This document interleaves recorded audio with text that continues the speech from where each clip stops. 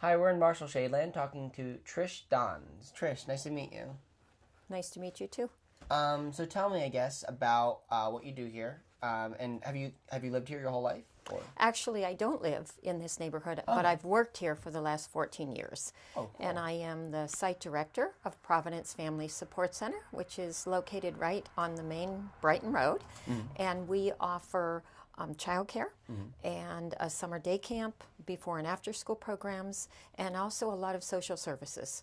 So we do home visiting for families who have young children, helping them to engage their children appropriately, helping them to make sure developmentally their children are on target.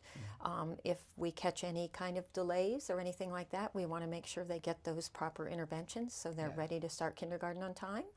And more just support. I mean, really supporting individuals and strengthening families in any way that we can. So how many kids do you deal with on, I guess, during the year? Well, on a daily basis, we probably have about 130 children in our facility. Children 6 weeks through 12 years old. And then in the summer, we add a summer day camp, and that probably goes up to about 150, 160 in the summer. Oh, wow. That's incredible. So we're in a former school building. It was St. Leo's Parish and Grade School. And the Sisters of Divine Providence, who are founders, purchased the property, completely renovated the school building, and so now we're really able to operate a wonderful program in a beautiful facility. So we're very blessed. And is it run through the sisters, or? Well, they are the founders, but Providence Connections is incorporated as a nonprofit 501c3, and we have a board of directors and folks that give us guidance and help us along.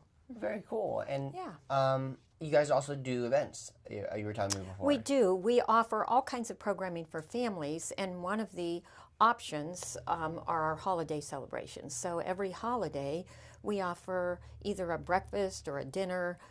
At Christmas time, Santa comes and has breakfast with the kids, and at Easter, the Easter Bunny's there.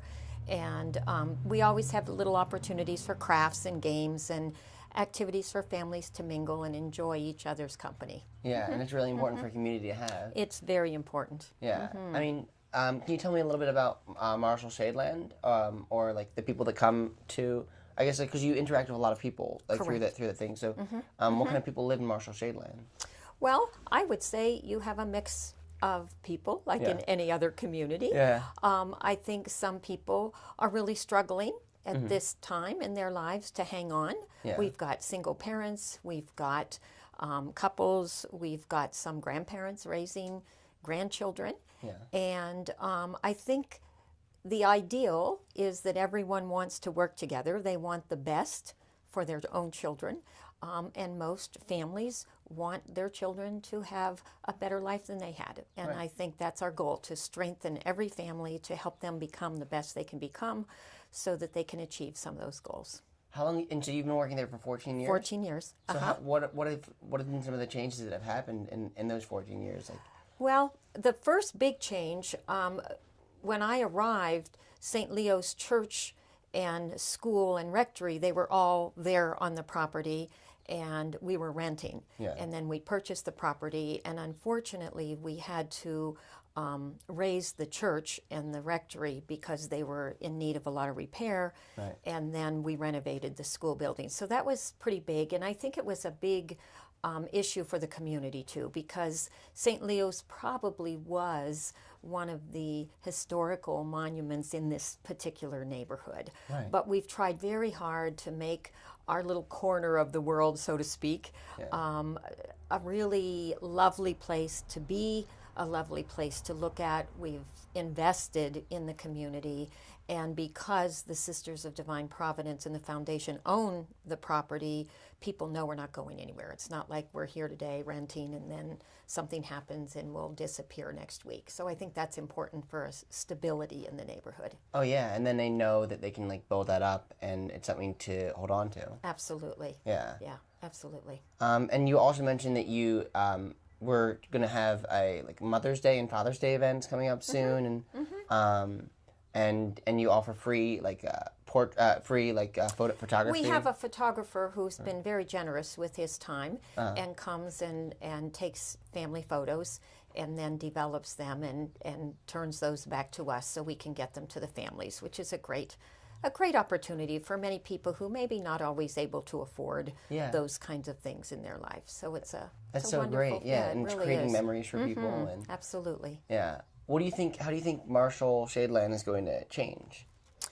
Well, I think like every neighborhood, we always are hoping for the best and hoping for improvements and new ways to invest in people and invest in property. So for me, I think we need to invest a little more in the housing in this neighborhood, and it would be wonderful if there were opportunities for homeowners to be able to get funding to improve, especially the seniors. I think seniors now are having a really difficult time just making it, let alone keeping their property up and in good condition. Yeah. The other thing I'd really like to see is the former Horace Mann School.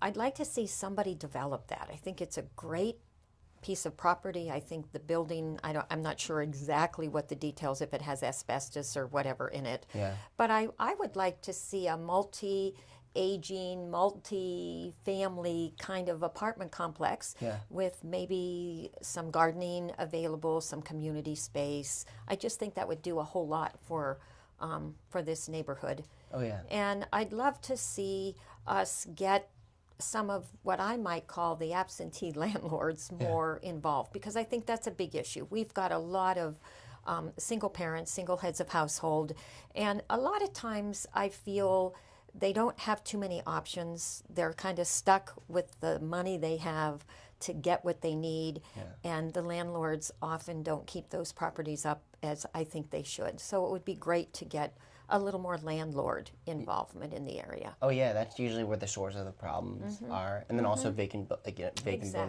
Is Horace Mann not being used anymore, or? No, it was closed a number of years ago due to the changes in the school district and the fewer number of students in the city, and I think it's for sale.